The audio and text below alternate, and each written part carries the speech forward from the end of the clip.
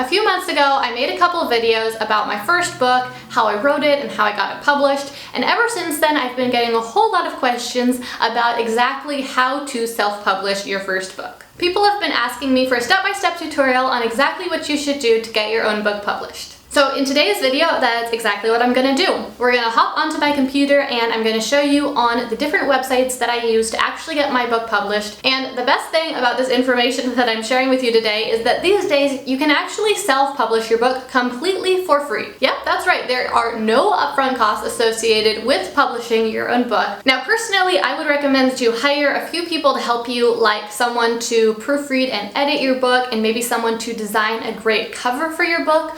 Those are optional expenses, and you can either hire someone who's very affordable, or you could pay a whole lot of money for that part of it. But the actual publishing is completely free. So if you are writing your first book, or you wrote it, or you're just thinking about maybe becoming an author in the future, then keep on watching to find out how you can publish your own book for free. All right, so the obvious first step is that you need to write your book. Now for this, I like to use Google Drive, and the reason that I like it is because not only is it free, but it means that I can access the files anywhere I am. And normally what I do when I'm writing a book is I just create a different file for each different chapter of the book. I do create also an actual structured chapter outline to keep me on track as I'm writing, and if I add chapters in the middle, then I put them into the outline. And so each of these documents just looks like this. It just has the chapter name up here, and then I put all of the text into the document. And then after I have written the entire book, that's when I normally start to do the editing. Now for the editing, I use a multi-step process. The first step is I just use the little spell check here just to catch any small errors, because I find that when you are proofreading something and editing it, that the fewer errors there are when you start, the more of the errors you'll be able to catch, so that the better the final draft is. If you started editing something that was super messy and full of errors, then it would be very hard to clean them all out. So that's why I use this multi-step process. Then I copy all of this, Control copy, and I hop over to this website called Grammarly, which is also completely free. Almost everything in this video I'm going to show you is free. So you just create a new document on Grammarly, and what Grammarly is it's basically like a heavy-duty spell checker or a free automatic editor. So you just paste your text in here, and then you have to wait a moment as it actually checks the document. So it tells you about the basic grammar errors for free, but you could upgrade to be told about the stylistic errors. So obviously it just has the mistakes highlighted here, and you can click them and they will correct like this. Or sometimes I like to actually just switch between this and the document and be correcting them on the actual document. But you can do it either way. And then after you've corrected all of these errors, then you make sure that you actually have the corrected copy saved. Now, after I do this step, then that is when I do my first round of editing. So then I go back to the now corrected document and I read through all of the words, and obviously you have to be careful to read carefully and not just skim over it. And most people like to read through their piece multiple times, maybe the first time looking for more stylistic things. Of course, you still catch any punctuation errors as you see them, but then the second time looking very carefully for the punctuation and other grammar things like that. So at that point, your draft is probably mostly clean, but it really helps to have a second set of eyes on it, because you just become so intimate and familiar with your writing that it can be really difficult to see errors, and it starts to get really boring to read your own writing over and over again. And even if you're trying to keep yourself interested and engaged, the more bored your mind gets, the worse it is at paying attention to details. So to bring in a second set of eyes, I like to hire someone on Upwork. Upwork is a free website for hiring freelancers to do work for you online. So you can post a new job here and say that you are looking for an editor for your book. And then you can also go in and look at the lists of freelancers. And so here's how you create the listing for your job. And it's quite straightforward. And if you're not sure how much to pay the person, then that's okay. You can just say that you're not sure, or you can give a big range, or you can just say whether you want to pay someone a minimum amount or you want to pay someone who's more skilled and more experienced. And then people are going to bid on your job and tell you how much they will do it for. So it's okay if you don't know the exact right price. You can also go in and look at these lists of freelancers. And normally when you post a job, it's a good idea to go find some people who seem like a good match to you and then invite them to bid on your job, because otherwise you might not have any good offers on your job for people who seem like they're really qualified and like they can really help you.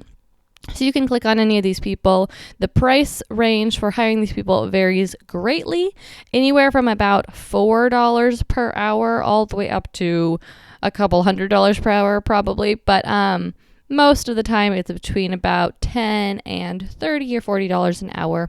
But just remember that it's not all about finding someone who is cheap. What is much more important is finding someone who can work fast and well, because it would be way better to hire someone for $50 an hour who can completely edit your whole book, in 5 hours, than to hire someone who only charges $10 per hour, but it will take them a couple days and the end result won't be very good. When I published my first book, I actually hired 2 different people to edit it on top of all the editing I was doing, because each of them did an okay job, but I was still finding mistakes. So I wanted to run it through 2 people. And to be honest, even after I edit it and 2 other people edit it, there are still a couple typos. So just be aware of that you do have to find someone who is very careful and precise, and you need to check their work.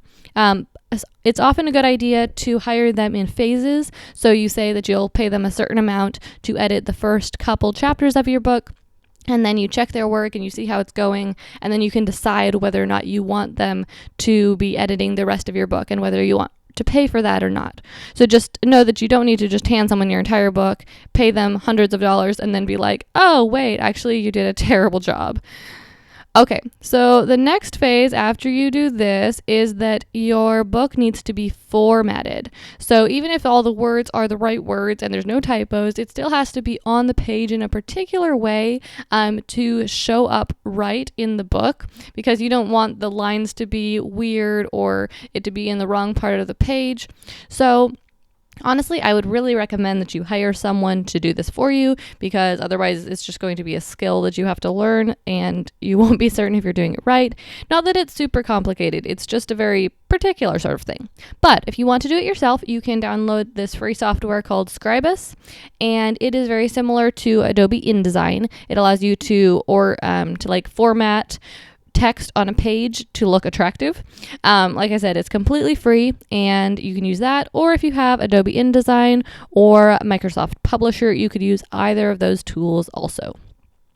The alternative, obviously, is to hire someone on Upwork to actually format your book. You want to make sure that you are hiring someone who says that they can format an ebook and a paperback book, or else you'll have to hire 2 people, obviously, which isn't the biggest problem. But just know that the formatting for each of those formats is different, so you do need 2 different book files. Then the next step is to get a cover design. Now, there's a few different ways that you can do this, but know that the cover design is so important. Honestly, it's important for your book to be edited very well, but what's even more important than that as far as book sales are concerned is your cover design, because you need a cover design that really pops but also looks attractive and not tacky, because you want your book to look like it's worth the money.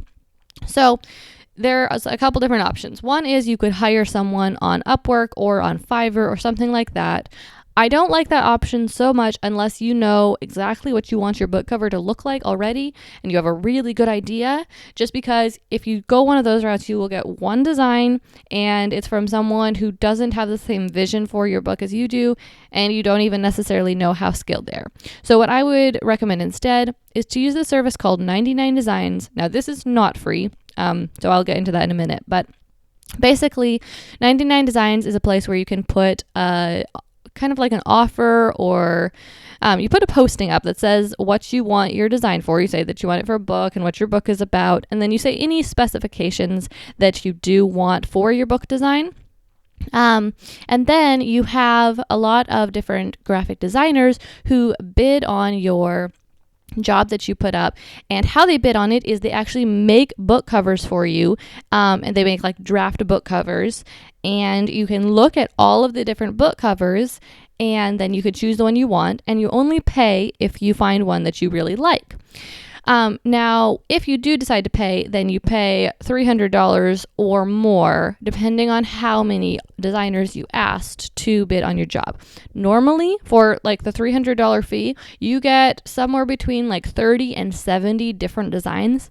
And if you didn't give a lot of specifications, they'll all be really different. Now, that's great because if you don't know what you want your design to look like, this can be an amazing way to actually get different design ideas. So then if you see one design that you like pretty well, but you want some changes, you can pay the fee and then you can start working with the designer, and they'll normally give you a couple additional like changes to the cover so that you can get it exactly how you want. So a moderately expensive route, but you end up with a really good result. The alternative, which is about the same price, is to hire a graphic designer, and I would recommend this woman, Ida-Fia Svevingsson. She works with a lot of different self-publishing authors. This is a list of all of the book covers she's designed, and as you can see down here, here is my actual book cover for my own book, but obviously, she's designed a whole lot of book covers because she works with a few different people in the self-publishing industry, and she charges a similar rate, is a little bit more expensive. I don't know what it is off the top of my head. It might be $450. I think that's how much I paid her. But yeah, I would highly recommend her services. She does an amazing job. I think her designs are probably higher quality than most of the designs that you will see on 99 Designs. So if you can give her a little bit more direction, then this could be the best route. If you really have no idea what you want, then you might start here just to get ideas. And if you want the cheapest route, then I would definitely say, look around, get different ideas, look at lots of different book covers, find some that you think are attractive and that you think would fit well with your book, and then give them to an Upwork designer as inspiration and tell them, what you want different in your book. Obviously, do not copy, but you can always use other people's art as inspiration, and to help to communicate your ideas to one of these designers, you can say like, I like how this cover looks, I like how the font on this cover looks, or I like the color on this cover, instead of just trying to be like, I want it to be a blue-green color. That way you just have like a frame of reference, basically. So once you have your book cover designed, and do make sure that you get a front and a back and a spine. Obviously, books don't just have a front. They have to go all the way around. Then it's time to actually move on to the publishing. So when you are self-publishing your own book, you can just publish an ebook, but I would highly recommend that you actually publish your book as a paperback. And the reason for this is because A, you make more money. B, it makes you look a lot more legitimate as an author. And C, it doesn't cost anything more. So why not? I think that you end up selling a lot more books, both paperback and ebooks, when you publish as a paperback also, because when there's a paperback copy of your book, it looks so much more legitimate that people are a lot more likely to buy the ebook. So for publishing the paperback, I would recommend CreateSpace, which is a company that is very closely related to Amazon. Here you can see it says an Amazon company. Originally, it was not an Amazon company, but Amazon teamed up with them, and now it has actually become an Amazon company. So this is very simple once you have your different files ready. So once your book is formatted properly and your cover design is formatted properly, then self-publishing is a piece of cake. So all you have to do is click Start Title for free, and then you log in. And then once you log in, you tell them a name for the project, and you tell them whether it's a paperback or an audio CD or a DVD. Obviously, we're doing a paperback. Now, it says you can do a guided or an expert. Now, I would recommend that you probably do the guided because you really have all the same features that you normally would, but they just help you out a little bit more in the process. So then you just click Get Started, and then you type in the title for the book, the subtitle, and all of these things are very important, so make sure that you fill them out very accurately. this is all pretty straightforward. So I'm not going to go through all of this. It walks you right through the process. A great resource on this website for figuring some different things out is if you go up here to books and then you click on publish a trade paperback, then it takes you to this page right here. And on this page, you can find out a lot of different information about how the cover should be formatted and how the interior should be formatted. They also have a lot of opportunities here to hire people to do this work for you. I probably wouldn't hire someone to do like art here for the cover, but I might hire someone, I haven't done this myself, but to do the book formatting, because I think that the people who would be working with them would be very familiar with this. And that is the key to hiring someone to format your book properly, is someone who has a lot of experience. Because it's not necessarily very technical, but I actually had some people mess up on mine and I had to have it redone because they just were not fully aware of all of these specifications. Now, if you're wondering how much you get paid, it's a very valid question. They have this cool tool in here where you can figure out how much you will get paid. You have to tell them about your book. So like black and white, and then how big it is. Let's say it's 6x9, and let's say your book is 250 pages. So let's say that we're selling this book for $14.99. And then you push calculate down here. Okay, so if it's sold on Amazon, then you get paid $5. If it's sold on their e-store, which you don't make nearly as many sales there, but then you'd get paid $8. If it gets sold in a bookstore, that's this, then you'd get paid $2. And if it got sold on Amazon Europe, then you would get paid $3. Or if it was printed in continental Europe, then it would be not dollars, obviously, pounds. And this is euros, I believe. And this also shows the price that it would be being sold for over in Europe. So that can give you a really good idea. You can play with these numbers. You can see, like, what if my book was longer? Then how much would I get paid? And the answer is you'd get paid less because their printing costs are a little bit higher. If your book is shorter, then you'll get paid a little bit more.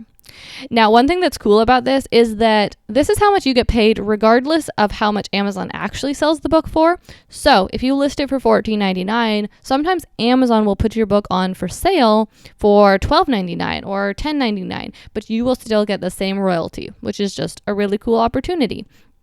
For my own book, I do make right around $5 or $6, very similar to this. That's about the specifications of my own book for every book that is sold. And that is actually much more than most people make with traditional book deals.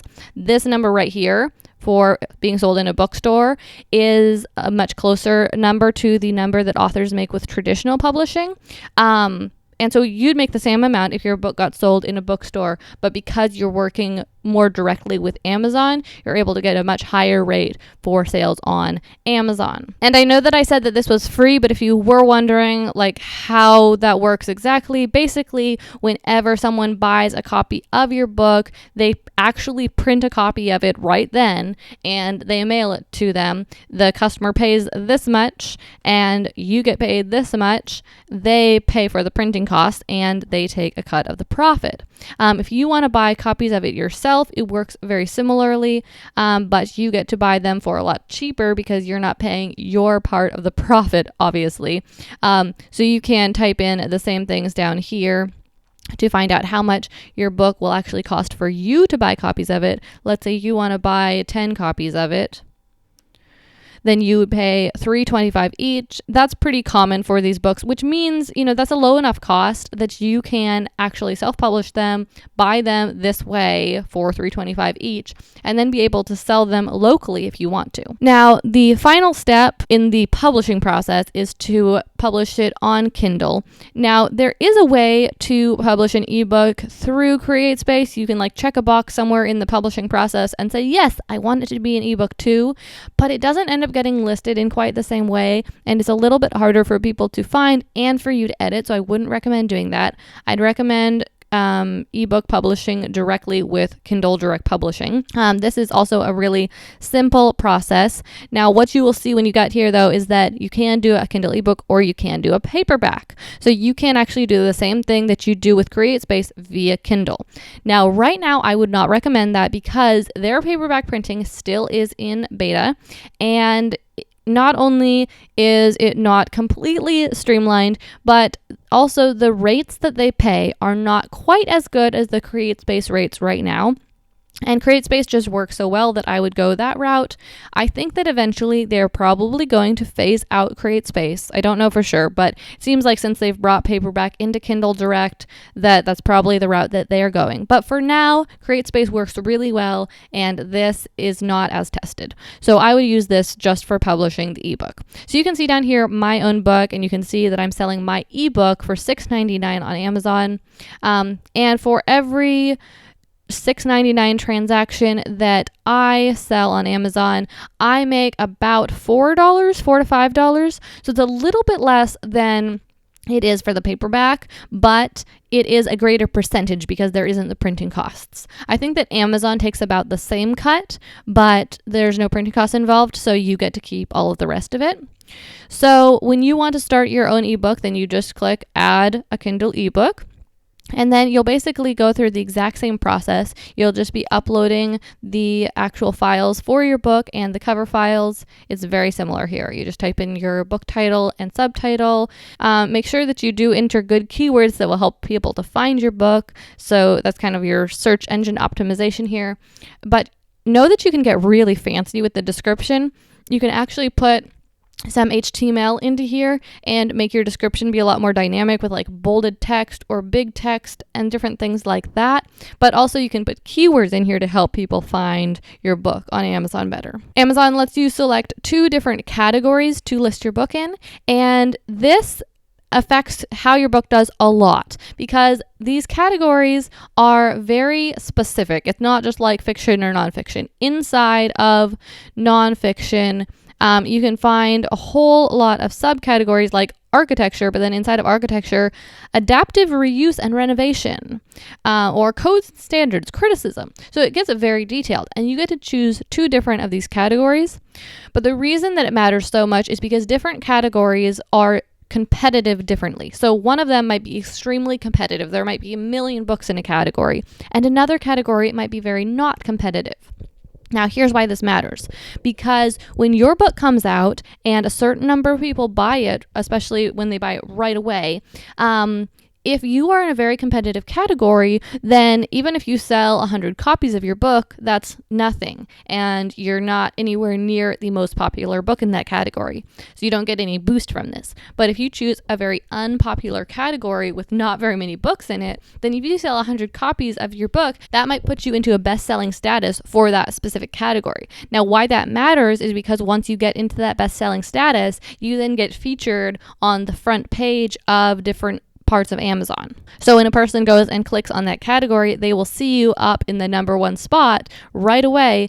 And it also can mean that you get featured in the 100 most popular books for that day. This can give your book a huge boost, and it's a strategy that I highly recommend. So once you fill out all these things, then you just click save and continue, and then here you can see it says next step content. You'll just actually upload the book, and then you will decide on the actual pricing, and they do help you out with that. They give you some recommendations, and then you can actually decide when you want it to be published. You can give them a specific date you want it to come out. Even if you do everything right when you self-publish your book, that is no guarantee that it will be successful. Just sticking it up on Amazon, and then you post about it on Facebook, and you tell your mom about it and your best friend, and you'll get maybe a handful of sales. Your closest family and friends will buy it. But beyond that, there is so many books on Amazon that your book will just get lost in that abyss of all those books, and no one will ever find it, even if it's an amazing book and even if you publish it properly.